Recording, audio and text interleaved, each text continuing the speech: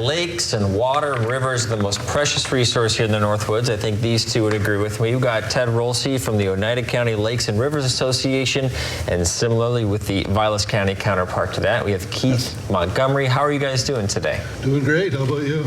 I'm doing great. I'm really excited to talk to you guys. It's such an important issue. So, Ted, for the people at home, why should we care about water?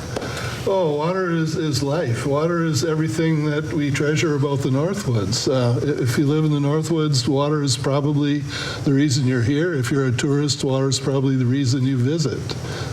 Yeah, absolutely. If you look at the lakes, the waters that we have in these 6 northern counties, it's probably among the greatest, if not the greatest collection of waters in the nation.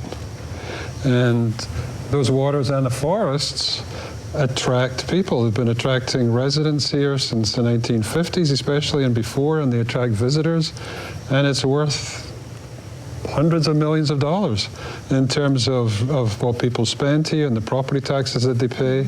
It's a huge part of the economy. That's sort of speaking to our economic self-interest, if you like. But then there's also the other questions as well.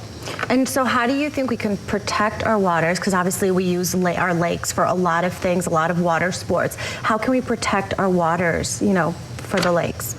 I would like to sum it up by saying live gently. If we own property on the lake, we should take care of our property well so that we're not sending pollutants into the lake.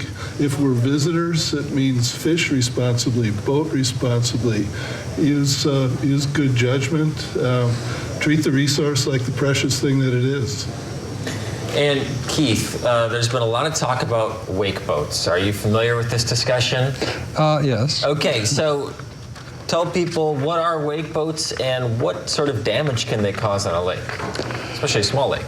Yeah, well, if you think of a ski boat, it runs on plane. Yep. And of course it creates something of a wake. But a wake boat is a technology that is actually designed to create a wake. With a ski boat, it's something that happens incidentally, but with a wake boat, usually taken on ballast, and the wake boat is literally plowing through the water to create a wake that people can then sort of surfboard behind, and they can do it in such a way they're not even attached to the boat. So that's a big wake. It can be up to 3 feet high. And if you're too close to the shore, that wake can certainly cause damage. Right now the law is slow no wake within 100 feet of the shore, so you can be moving as fast as you want. If you're more than 100 feet from the shore, I think if you're in a wake boat creating that size of wake, you should probably be a little further away from the shore. And I think that's a big part of the debate is how close is too close.